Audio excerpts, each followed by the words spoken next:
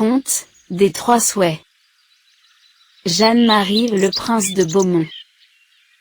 1711 à 1780.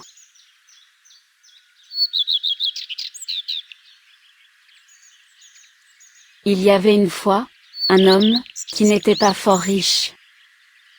Il se maria, et épousa une jolie femme. Un soir, en hiver, qu'ils étaient auprès du feu, ils s'entretenaient, du bonheur de leurs voisins, qui étaient plus riches qu'eux.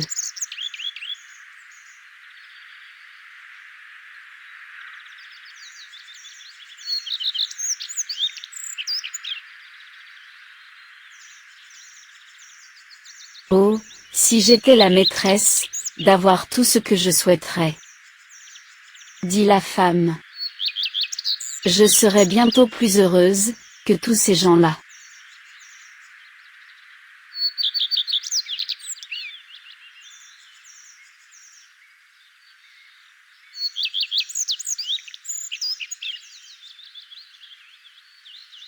Et moi aussi, dit le mari.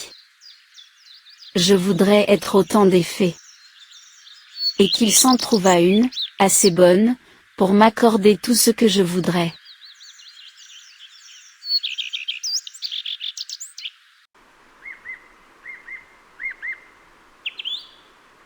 En même temps, ils virent dans leur chambre une très belle dame, qui leur dit: Je suis une fée. Je vous promets, de vous accorder les 3 premières choses, que vous souhaiterez. Mais prenez-y garde. Après avoir souhaité 3 choses, je ne vous accorderai plus rien.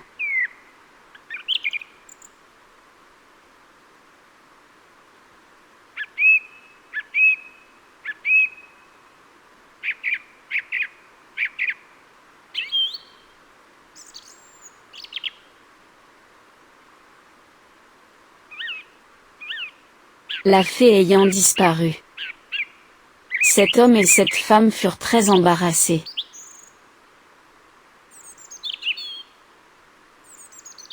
Pour moi, dit la femme, si je suis la maîtresse, je sais bien ce que je souhaiterais. Je ne souhaite pas encore, mais, il me semble, qu'il n'y a rien de si bon, que d'être belle, riche, et de qualité.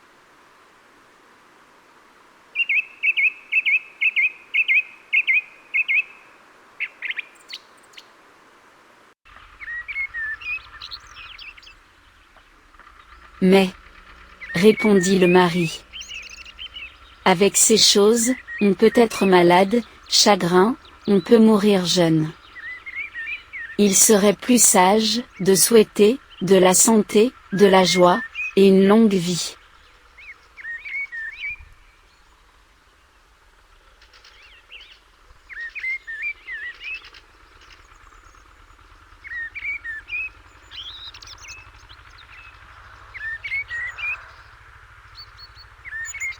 À quoi servirait une longue vie, si l'on était pauvre? Dit la femme. Cela ne servirait, qu'à être malheureux plus longtemps. En vérité, la fée aurait dû, nous promettre, de nous accorder une 12aine de dons. Car, il y a au moins une 12aine de choses, dont j'aurais besoin.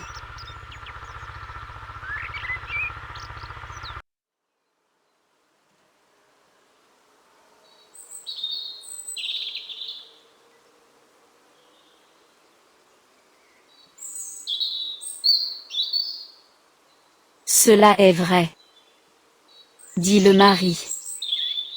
Mais, prenons du temps. Examinons d'ici, à demain matin, les 3 choses, qui nous sont les plus nécessaires.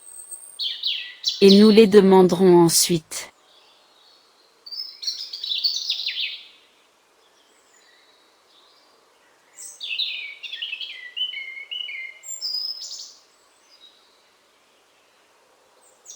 J'y peux penser toute la nuit, dit la femme. En attendant, chauffons-nous, car il fait froid.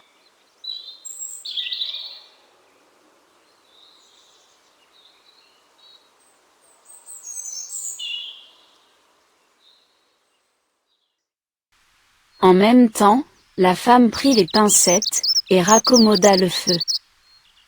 Et comme elle vit, qu'il y avait beaucoup de charbon bien allumé, elle dit, sans y penser: voilà un bon feu, je voudrais avoir une aune de boudin, pour notre souper. Nous pourrions le faire cuire, bien aisément.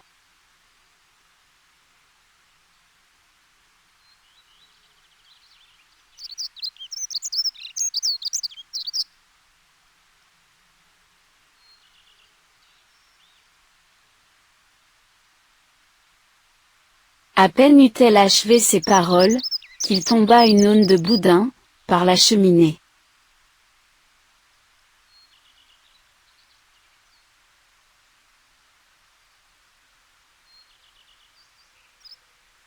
Peste soit de la gourmande, avec son boudin, dit le mari. Ne voilà-t-il pas un beau souhait?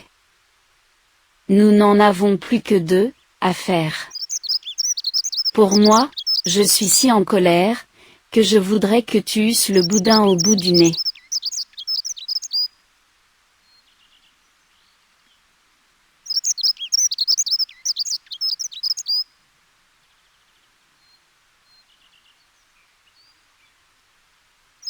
Dans le moment, l'homme s'aperçut, qu'il était encore plus fou que sa femme. Car, par ce second souhait, le boudin sauta au bout du nez, de cette pauvre femme, qui ne put jamais l'arracher.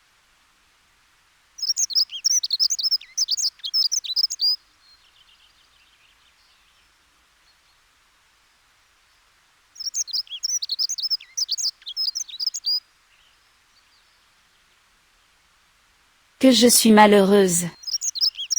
S'écria-t-elle.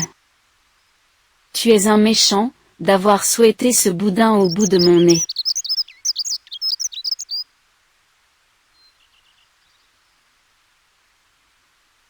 Je te jure, ma chère femme, que je n'y pensais pas, répondit le mari. Mais, que ferons-nous?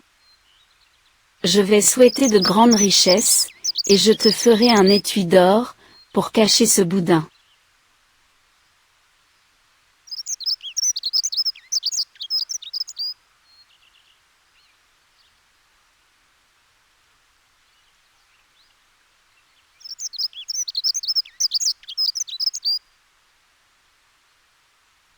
Garde-t'en bien, reprit la femme.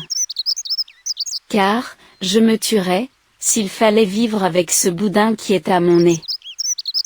Crois-moi, il nous reste un souhait à faire. Laisse-le-moi, ou je vais me jeter par la fenêtre.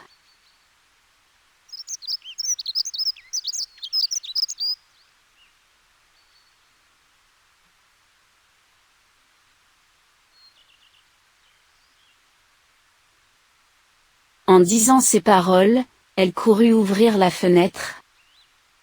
Son mari qui l'aimait, lui cria.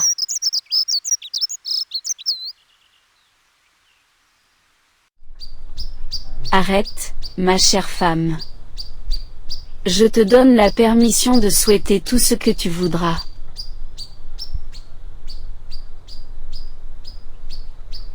Eh bien, dit la femme, je souhaite que ce boudin tombe à terre.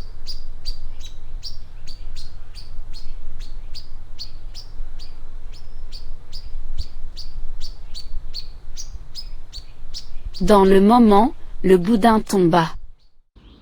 Et la femme qui avait de l'esprit, dit à son mari.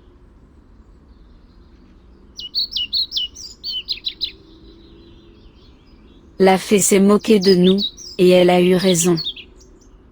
Peut-être aurions-nous été plus malheureux, étant riches, que nous ne le sommes à présent. Crois-moi, mon mari. Ne souhaitons rien, et prenons les choses comme il plaira à Dieu, de nous les envoyer. En attendant, soupons avec notre boudin. Puisqu'il ne nous reste que cela de nos souhaits.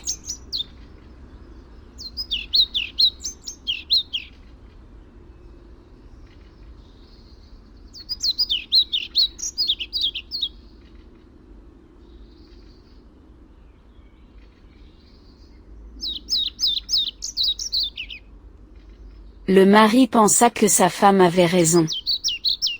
Ils soupèrent gaiement, sans plus s'embarrasser, des choses qu'ils avaient eu dessein de souhaiter.